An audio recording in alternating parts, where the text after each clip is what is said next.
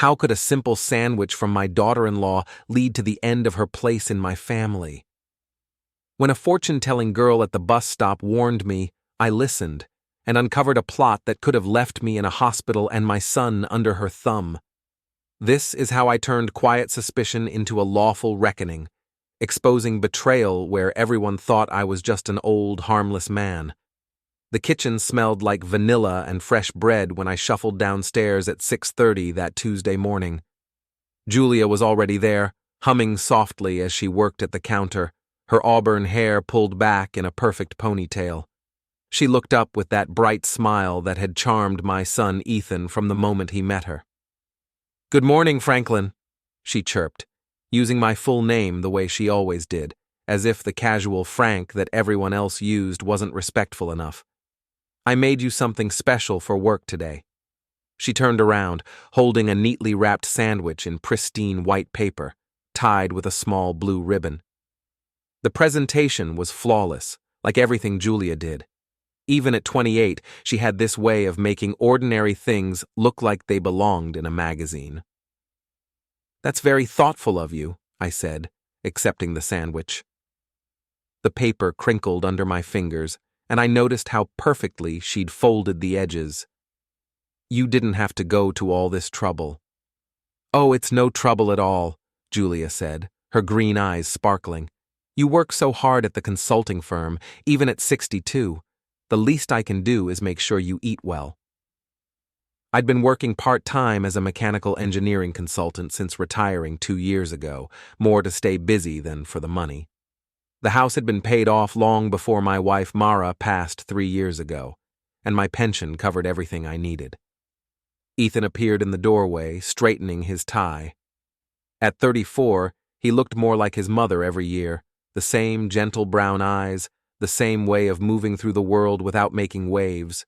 He worked as an accountant downtown, steady and reliable, just like Mara had been. "Morning, Dad," he said, then moved to Julia's side, kissing her cheek. "Thanks for making lunch for him, honey. You're amazing."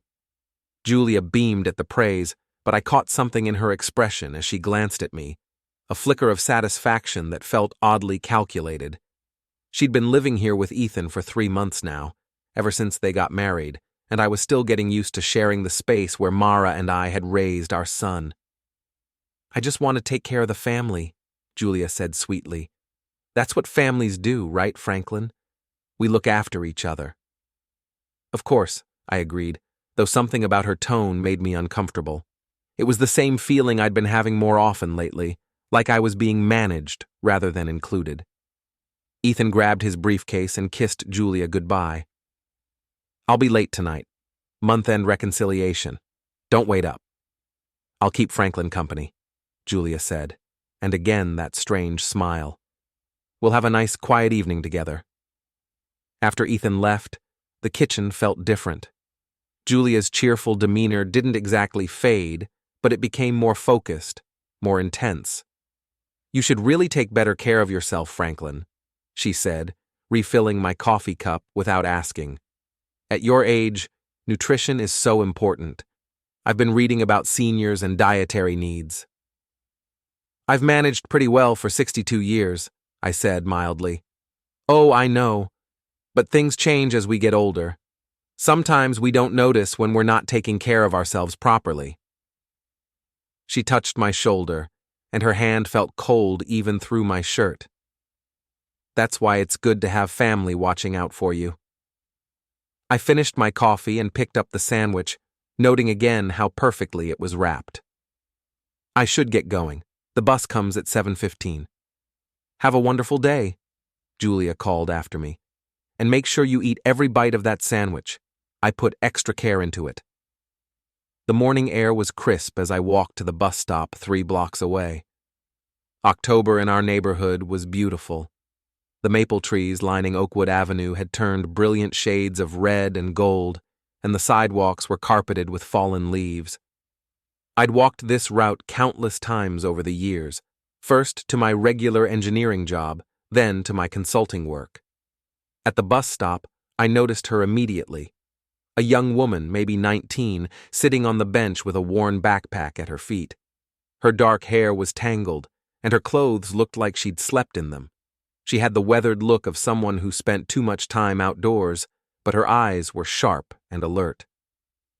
"Morning," I said, settling onto the other end of the bench. She nodded but didn't speak, just watched the street with the wary attention of someone who'd learned not to trust easily. I recognized the signs. I'd seen enough homeless folks in the downtown area where I worked. The bus was running late, which wasn't unusual. After a few minutes, I heard her stomach growl loudly. She pressed a hand to her midsection, embarrassed. "Excuse me," I said, pulling out Julia's carefully wrapped sandwich. "Would you like this? I packed more than I can eat." She looked at the sandwich, then at me, her expression cautious. "You sure?" "Absolutely. I'm not as hungry as I thought I'd be." She took the sandwich, unwrapping it carefully. The ribbon fell to her lap as she peeled back the white paper, revealing what looked like turkey and cheese on fresh bread.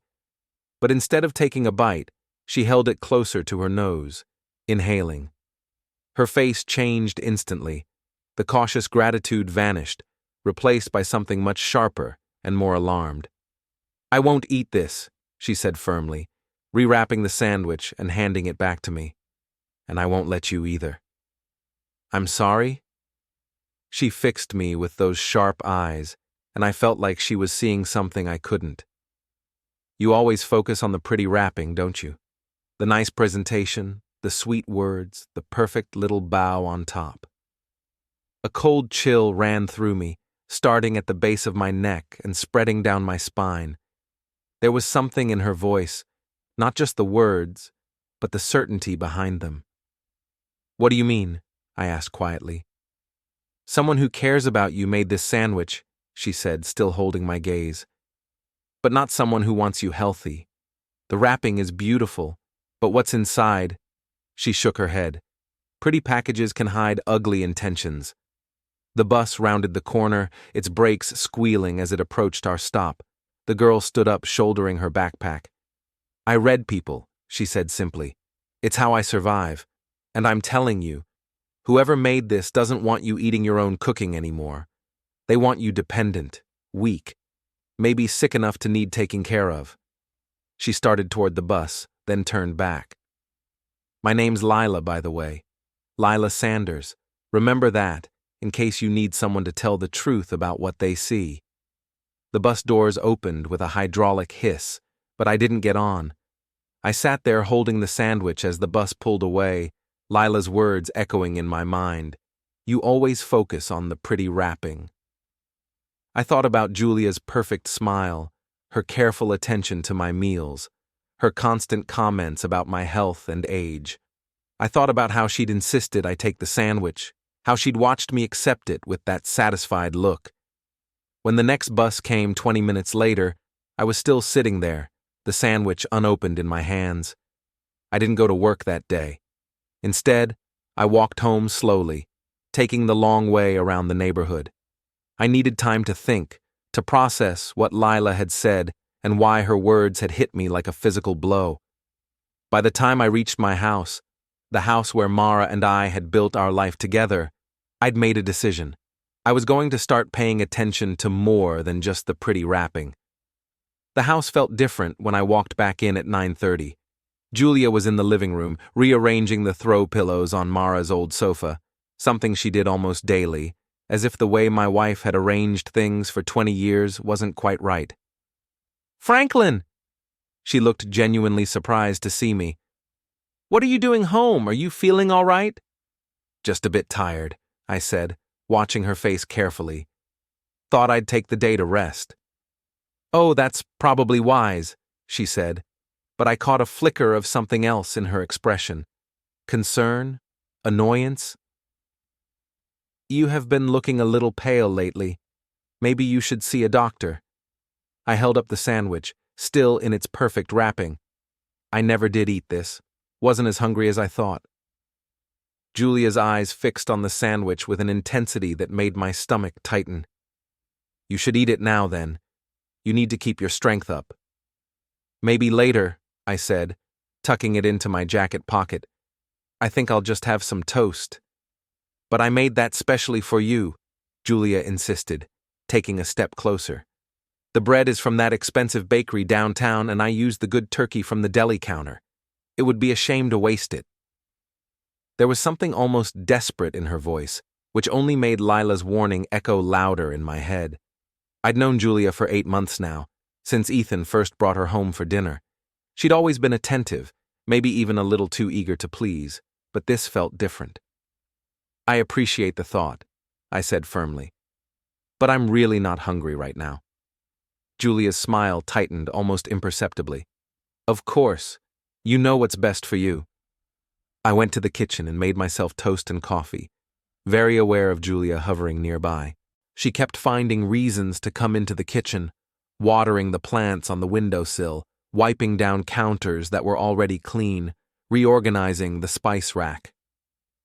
You know, she said casually, I've been thinking it might be good for you to have regular checkups. At your age, it's important to catch things early. I had a physical 6 months ago, I said. Dr. Peterson said I was in excellent health for someone my age. But things can change so quickly, Julia pressed. And sometimes we don't notice the signs ourselves. Family members are often the first to see when something's wrong. I thought about that conversation as I sat in my bedroom later that afternoon, looking through old photo albums. The room had been mine and Mara's for 30 years, and I'd left it largely unchanged since she passed away. Julia had made several suggestions about updating it, but I'd politely declined. The photos told the story of our life together, Ethan as a baby, family vacations, birthday parties, quiet moments around the house. Mara had been the heart of our home, the one who made everything feel warm and welcoming. She'd never made me feel like a burden or an inconvenience. I could hear Julia moving around downstairs, and I found myself listening to her patterns.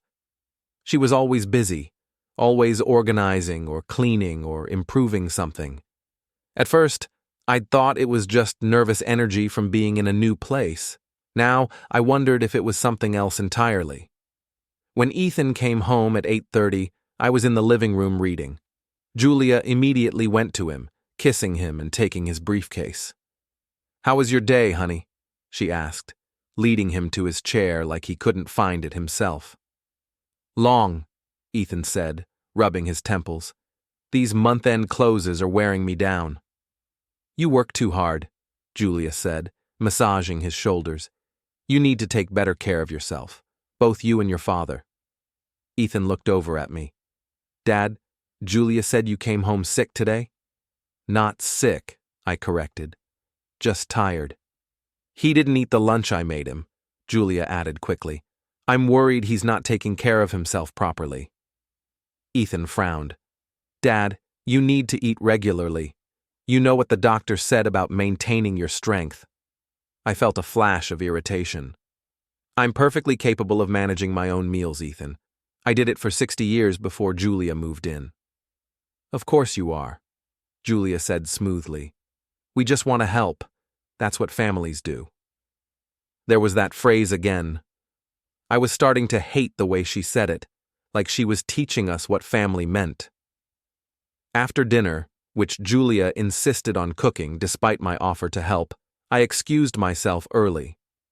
As I headed upstairs, I heard them talking in low voices in the kitchen. "Getting more stubborn lately," Julia was saying. "He's always been independent," Ethan replied. "It's not necessarily a bad thing. But at his age, independence can be dangerous. What if something happens and he doesn't want to ask for help? What if he falls or gets confused or—" I couldn't hear Ethan's response, but the conversation continued for another 20 minutes. I lay in bed thinking about what I'd overheard, and about Lila's warning, and about the sandwich that was still wrapped in my jacket pocket. The next morning, Julia was up early again, humming in the kitchen. She'd prepared another sandwich, wrapped just as perfectly as the first. "I thought you might be hungrier today," she said, offering it to me with that bright smile. "That's thoughtful," I said, accepting it. "But I think I'll eat it here, with my coffee." "Oh, but it's meant to be a lunch," Julia said quickly. The bread will get soggy if you don't eat it fresh. Then maybe I'll just have cereal this morning, I said, setting the sandwich on the counter. Julia's mask slipped for just a moment, a flash of frustration that she quickly covered with concern. Franklin, you really need to eat more substantial meals. Cereal isn't enough nutrition for someone your age. I've been eating cereal for breakfast since I was 5 years old, I said mildly. It hasn't done me any harm yet. But as I poured milk over my cornflakes, I found myself thinking about Lila's words again. Pretty packages can hide ugly intentions. That afternoon, I took a walk to the neighborhood cafe where I sometimes met my friend Pauline Rivers. She'd been Mara's closest friend and had become a source of comfort and practical advice since my wife passed away. Pauline was already there when I arrived, sitting at our usual table by the window. At 58, she had the no-nonsense demeanor of someone who'd raised 3 children and managed a successful real estate business. Her gray hair was cut in a practical bob, and her blue eyes missed nothing. "Frank," she said, standing to hug me, "you look troubled." I sat down across from her, grateful for her directness. Pauline had never been one for small talk. "I wanted to ask you something," I said. "What do you think of Julia?" Pauline's expression became carefully neutral. "What do you mean?" "Just your general impression. You've met her a few times now." Pauline stirred her coffee thoughtfully. "She seems very devoted to Ethan." That's not really an answer. "No, it's not." Pauline met my eyes. "Frank, is everything all right at home?" I told her about the sandwiches, about Lila's warning, about the conversations I'd overheard. Pauline listened without interrupting, her expression growing more serious. "You know," she said finally, "I ran into Julia at the grocery store last week. She was asking the pharmacist about sleep aids and other things. Said she was worried about a family member who wasn't taking care of themselves." A chill ran through me. "What kind of other things?" "Medications that might interact badly with other treatments, symptoms of various conditions. She said she was doing research to help someone she cared about." We sat in silence for a moment, the implications hanging between us. "Frank," Pauline said quietly, "I think you need to be very careful. And I think you need to start documenting things." "Documenting?" "Dates, conversations, incidents. If something is going on, you'll need evidence, and you should probably talk to Richard." Richard was my older brother, a lawyer who specialized in family law. I hadn't considered involving him, but Pauline was right. If Julia was planning something, I needed to be prepared.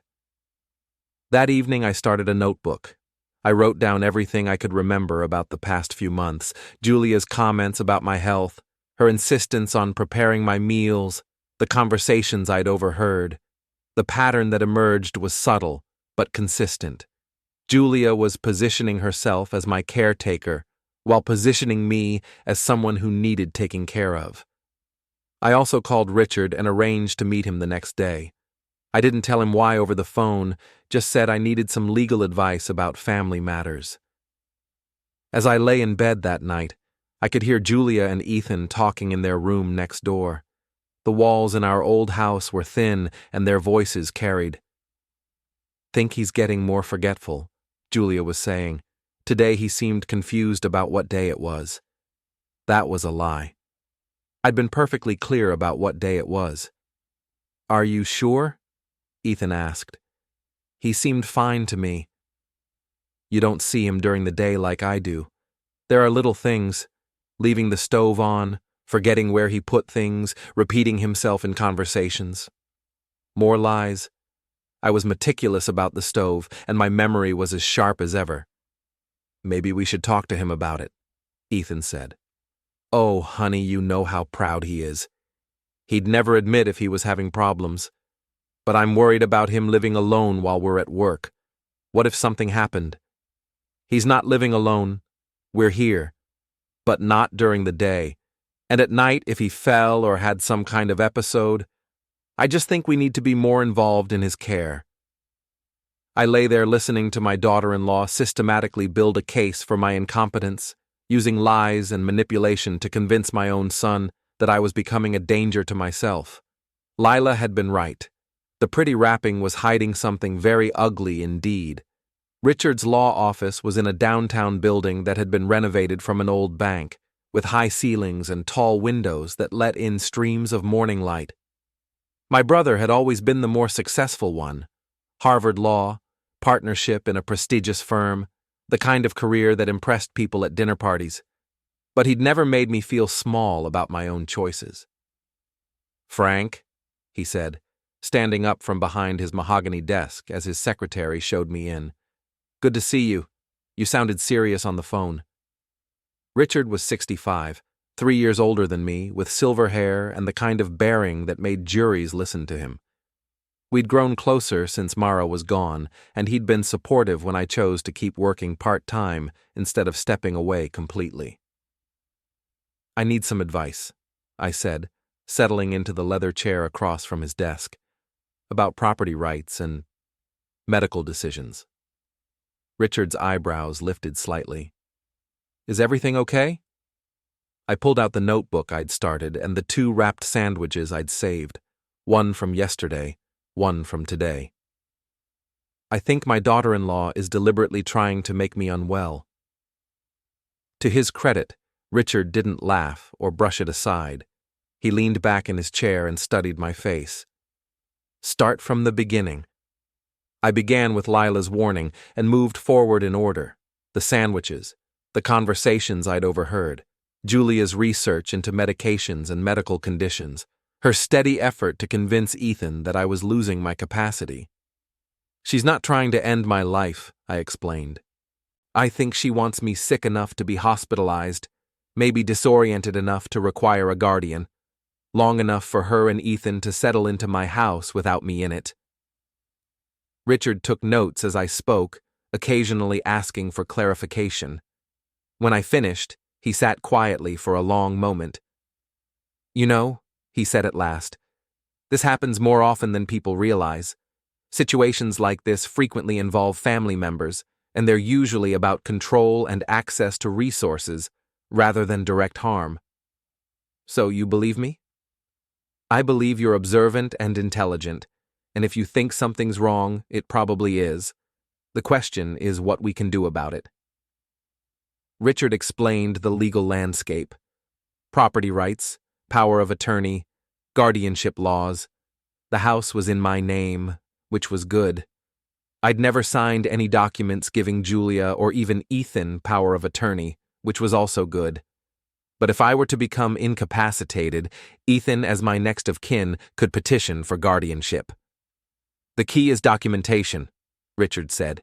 "We need evidence of her intentions and your competence. Have you seen a doctor recently?" 6 months ago. Clean bill of health." "Good. I'd recommend another checkup just to have recent documentation, and we should get those sandwiches tested." He called a colleague who worked with a private laboratory. Within an hour, we'd arranged to have both sandwiches analyzed for foreign substances. "What about the house?" I asked. "As long as you're competent, it's yours to do with as you please. But Frank, you should consider updating your will and making your medical directives very explicit. If something does happen to you, you want to make sure your wishes are clear." We spent another hour going over legal documents.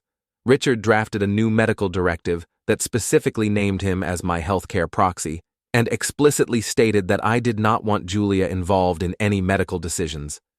We also discussed updating my will to make it clear that while Ethan would inherit the house eventually, Julia had no claim to it.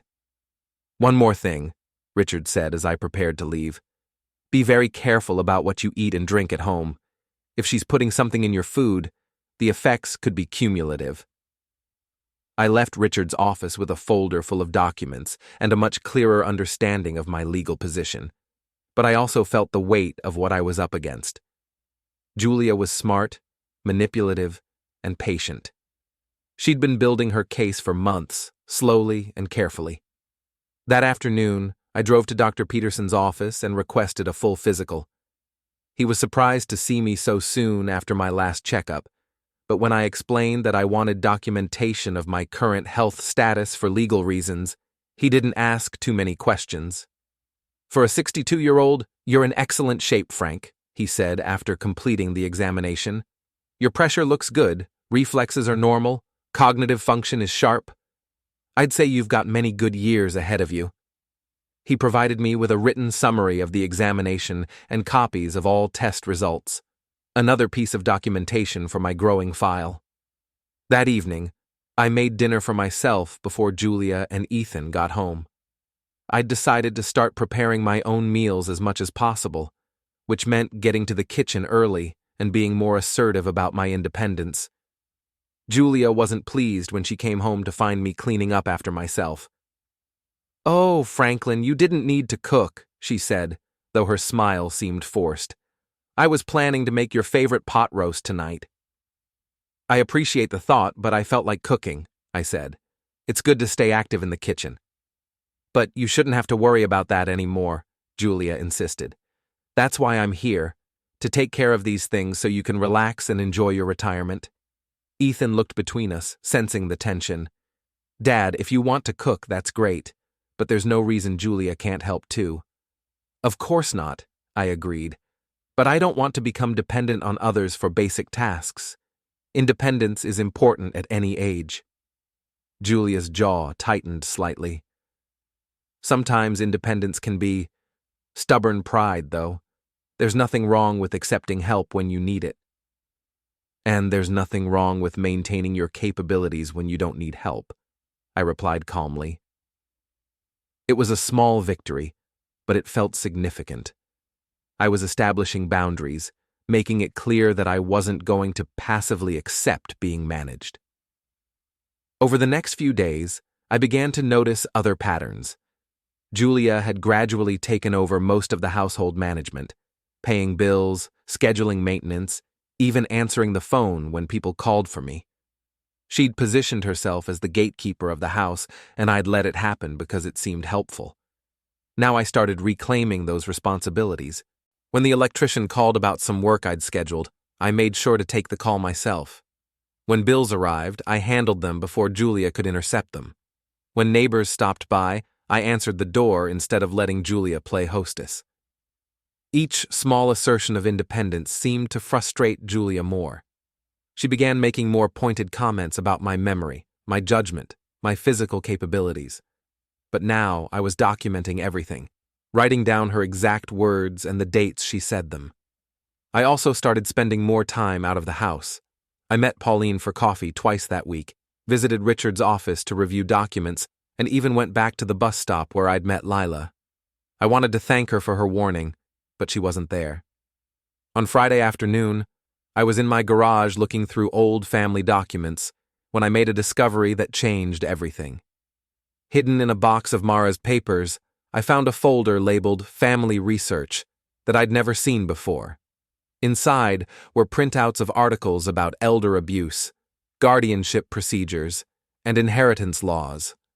There were also handwritten notes about my daily routines, my health habits, and my relationships with neighbors and friends. The handwriting was Julia's. At the bottom of the folder was a timeline, written in Julia's neat script. Month 1-2. Establish trust, become indispensable. Month 3-4. Document concerning behaviors, build case for incompetence. Month 5-6. Introduce medical concerns, suggest professional evaluation. Month 7+. Implement care plan, assume household management. I was currently in month 4 of Julia's timeline. According to her plan, she was about to move into the phase where she'd suggest I needed professional evaluation for my supposed decline. I photographed every page of the folder with my phone, then put everything back exactly as I'd found it. Julia had made a crucial mistake. She'd documented her own conspiracy. That evening, I called Richard and arranged an emergency meeting for Monday morning. I also called the laboratory to check on the sandwich analysis. "Mr. Carter," the technician said, "we found traces of diphenhydramine in both samples. It's an antihistamine that can cause drowsiness and confusion, especially in older adults. The concentrations were significant, enough to cause noticeable effects if consumed regularly. Diphenhydramine. I looked it up online and found that it was the active ingredient in many sleep aids and allergy medications. In large doses or with regular use, it could cause exactly the symptoms Julia had been claiming to see in me: confusion, memory problems, unsteadiness. She hadn't been trying to poison me in the traditional sense.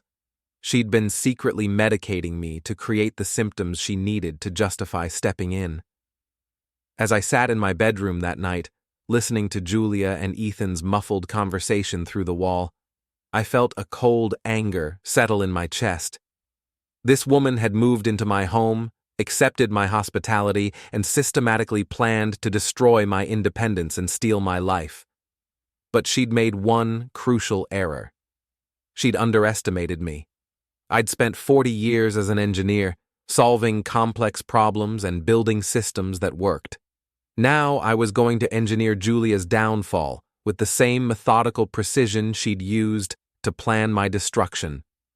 The pretty wrapping was about to come off, and everyone was going to see what was really inside. Monday morning found me back in Richard's office, this time with a significantly thicker folder. The photographs of Julia's planning documents were spread across his conference table alongside the lab reports, my medical records, and 3 days' worth of detailed notes about her behavior. "This is damning evidence, Frank," Richard said, studying the timeline Julia had written. "She's essentially confessed to a conspiracy to commit elder abuse and fraud." "The question is what to do with it," I said. "I don't want to just kick her out and hope she goes away. She needs to face consequences for what she's done." Richard nodded thoughtfully. "We have several options. We could file criminal charges: elder abuse, attempted poisoning, conspiracy. We could also pursue civil remedies. But there's another approach that might be more comprehensive." "What do you mean?" "Public exposure. Julia's plan depends on her maintaining a facade of being a caring daughter-in-law.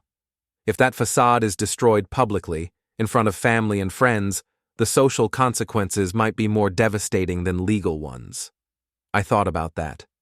Julia was someone who cared deeply about appearances, about how others perceived her. Public humiliation would be a fitting punishment for someone who'd tried to destroy my reputation through lies and manipulation. "Ethan is planning a dinner party," I said slowly. "Next weekend." Julia suggested it, said they wanted to celebrate their new life together and introduce her to more of our friends and neighbors. "Perfect," Richard said. "That gives us time to prepare everything properly. We'll want copies of all evidence, witness statements if possible, and a clear presentation of the timeline." We spent the morning organizing the evidence into a coherent narrative. Richard suggested we also try to find Lila, the fortune teller who'd first warned me. Her testimony about the sandwich would be powerful corroboration of Julia's intent. That afternoon, I went back to the bus stop where I'd met her. She wasn't there, but I asked around the neighborhood.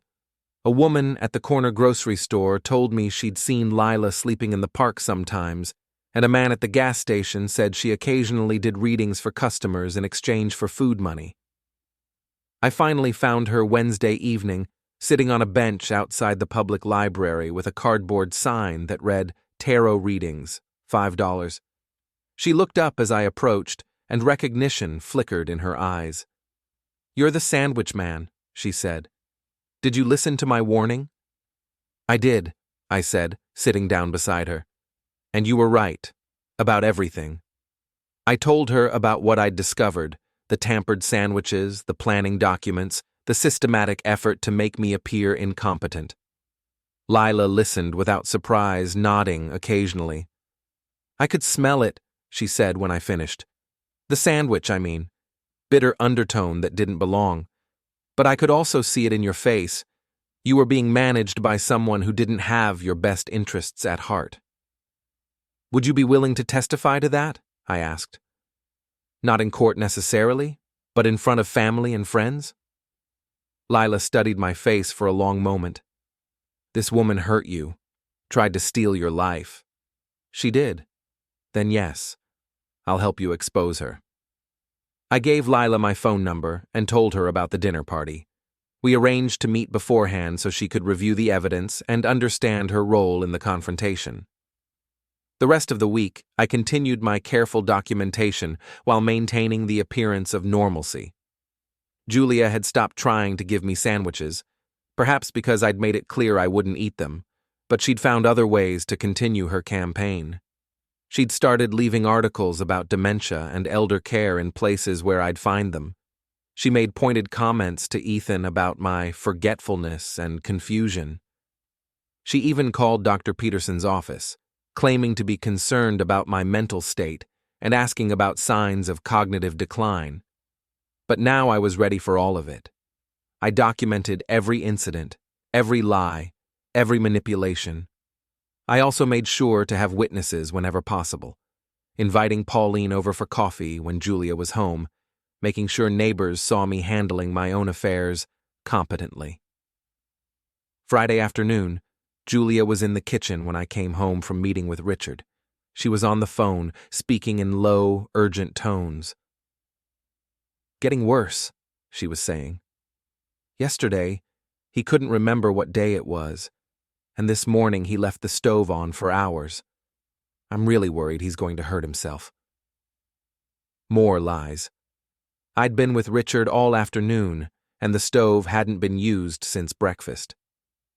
"I know it's hard to accept," Julia continued, "but sometimes families have to make difficult decisions. Maybe it's time to look into assisted living options just temporarily, until we can figure out what's wrong." I realized she was talking to Ethan, probably calling him at work to plant more seeds of doubt about my competence. The conversation went on for several more minutes, with Julia painting an increasingly dire picture of my supposed decline. When she hung up, I was standing in the doorway. "Oh," she said, startled. "Franklin, I didn't hear you come in." "Who were you talking to?" I asked calmly. "Just a friend. We were discussing a family situation she's dealing with." Julia's cheeks flushed slightly. "An elderly relative who's been having some difficulties." "That's interesting," I said, "because it sounded like you were talking about me." Julia's composure slipped for just a moment.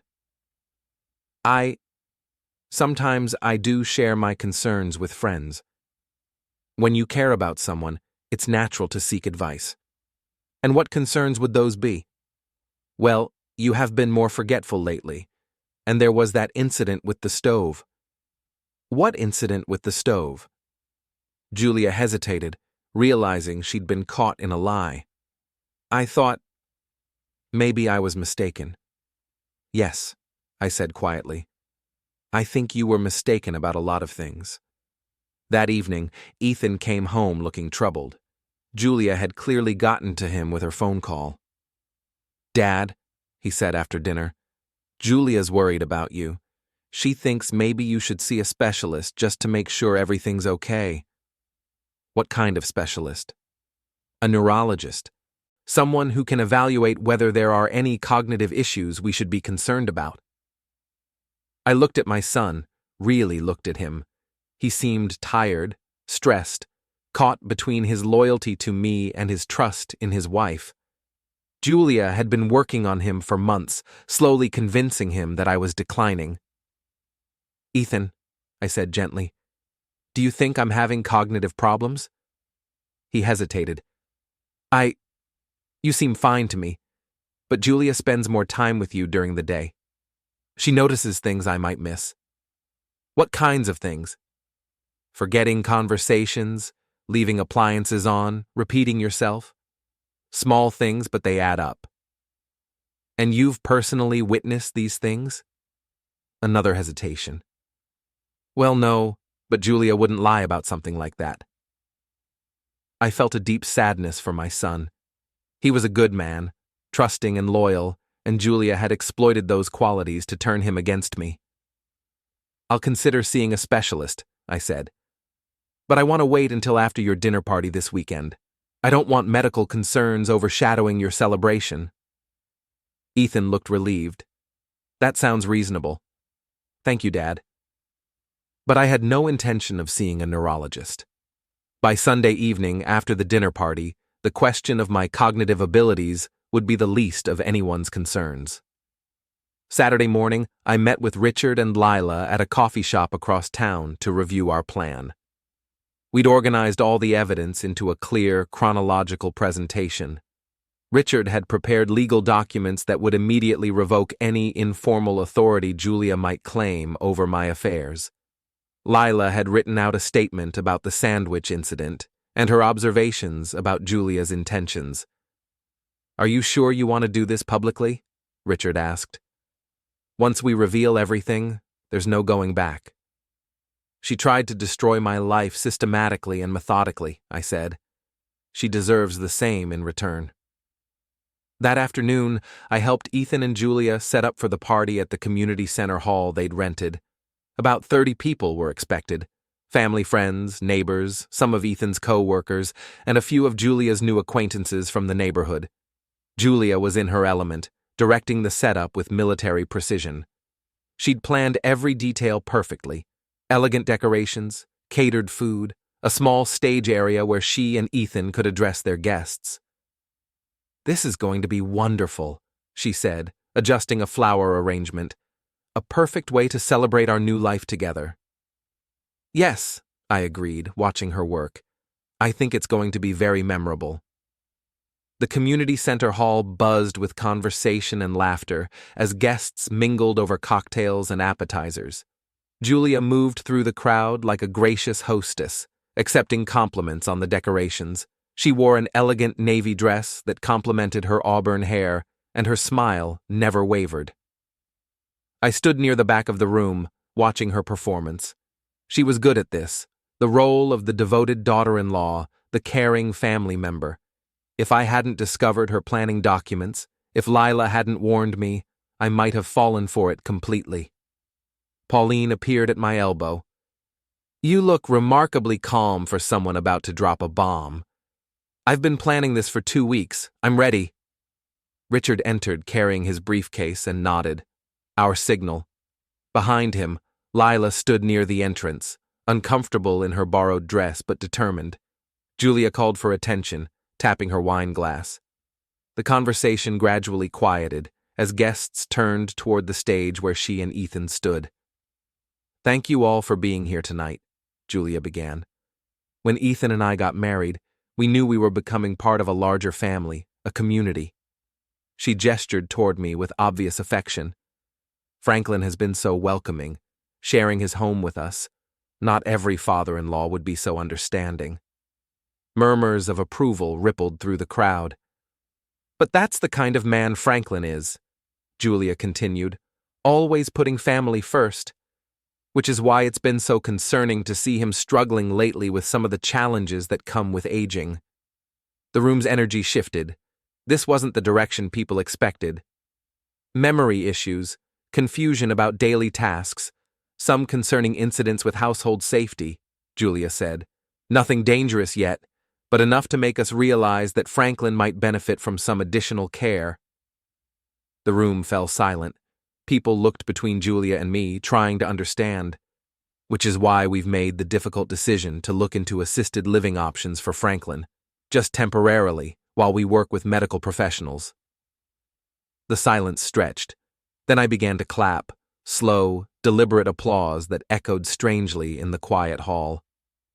"Wonderful performance, Julia," I said, walking toward the stage. "Truly impressive. You almost had me convinced, and I'm the one you've been lying about for months." Julia's face went pale. "Franklin, what are you—" "Ladies and gentlemen, you've just witnessed a masterclass in manipulation. My daughter-in-law has spent months systematically building a false narrative about my decline, all to have me removed from my own home." Ethan stepped forward, face flushed. "Dad, what are you doing?" "Revealing the truth. Julia has been humiliating me for months, just more quietly." Richard approached with his briefcase. 3 weeks ago, Frank came to me with concerns about Julia's behavior. We've since conducted a thorough investigation." "This is ridiculous," Julia said, her voice lacking its usual confidence. Franklin has been having episodes of confusion and paranoia. Is it paranoia when someone is actually plotting against you? I asked. Richard, would you share what we found in Julia's own handwriting? Richard pulled out the planning documents. This is a timeline written by Julia Peterson Carter, outlining a systematic plan to establish guardianship over Frank Carter by creating false evidence of mental incompetence. He read from Julia's timeline. Month 1 to 2. Establish trust. Become indispensable. Month 3 to 4. Document concerning behaviors. Build case for incompetence. Month 5 to 6. Introduce medical concerns. Suggest professional evaluation. The room erupted in shocked whispers. Ethan stared at his wife, horror dawning on his face. That's not what it looks like, Julia stammered. I was researching how to care for elderly family members. Were you also researching ways to medically compromise older family members? I pulled out the lab reports. The sandwiches you made? Treated with diphenhydramine, a substance that causes exactly the symptoms you've been insisting you observed in me. Julia's composure cracked. You don't understand. I wasn't trying to hurt him. We just needed space, time to build our marriage without constant interference. Interference? Ethan's voice was barely a whisper. He's my father. This is his house. A house that should have been ours, Julia snapped, her mask falling completely. You're 34 years old. When are you going to stop living in your father's shadow? The silence was deafening. I could see people's faces, shock, disgust, disappointment. Lila stepped forward. I'm Lila Sanders. 3 weeks ago, this man offered me a sandwich at a bus stop. I noticed something was wrong with it and warned him not to eat it. Who is this person? Julia demanded. She's obviously living on the streets and unstable. Actually, Richard interjected, Ms. Sanders provided a sworn statement, supported by laboratory analysis. We also have Julia's online searches, research into substances that cause confusion in older adults, guardianship procedures, and assisted living facilities. I pulled out my digital recorder. Every conversation with Julia for the past 2 weeks has been recorded, including yesterday's call where she told you, Ethan, that I left the stove on for hours. Both lies. I was with Richard all afternoon. Ethan stared at his wife. Julia, is this all true? Ethan, please, Julia begged. I did this for us. I love you, but I couldn't build a life while your father controlled everything. By stripping away my father's independence? By secretly altering what he was given? Richard stepped forward. Frank is hereby banning Julia Peterson Carter from his property. We are also filing formal complaints with the district attorney's office regarding elder abuse, conspiracy, and attempted poisoning. You can't do this, Julia whispered. Ethan, you can't let them. Ethan looked at his wife for a long moment. I want you out of the house tonight. I'll pack your things. Ethan, please. No. What you did to my father, I can't forgive that. Julia's eyes darted around the room, finding only disgust and condemnation. Without another word, she turned and fled from the hall, her heels clicking frantically until the sound faded into the night. Pauline began to clap, slowly at first, then joined by others until applause filled the room. I stood beside Ethan, who looked shattered but resolute. Dad, I'm so sorry. I should have seen it. She was very good at hiding it, I said gently. We'll get through this together. 3 months later, I sat on my front porch on a crisp January morning, coffee in hand, watching the neighborhood come to life. The house felt like mine again, not just legally, but in the way it breathed and settled around me. The district attorney had filed charges against Julia. The trial was set for spring, but Richard said the evidence was overwhelming. Julia's attorney was already talking about a plea deal. Ethan had filed for divorce within a week of the dinner party. He'd moved back into his old room temporarily while he looked for his own place. We'd spent many evenings talking, rebuilding the trust that Julia had damaged. He was healing, slowly but surely. As for Lila, I'd helped her find a small studio apartment and connected her with some resources for getting back on her feet. She was working part-time at the library now, still doing readings on the side. She'd stopped by the week before with a loaf of homemade bread. Nothing added this time, she'd joked, and we'd both laughed. The morning bus rumbled past, and I raised my coffee cup in a small salute. Life had returned to normal, or perhaps something better than normal. I'd learned to trust my instincts again, to look beyond the pretty wrapping to see what was really inside. The front door opened, and Ethan emerged with his own coffee. "Morning, Dad," he said, settling into the chair beside me. "Morning, son." We sat in comfortable silence, watching the world wake up around us. The pretty wrapping had been torn away, and what remained was real, honest, and worth keeping.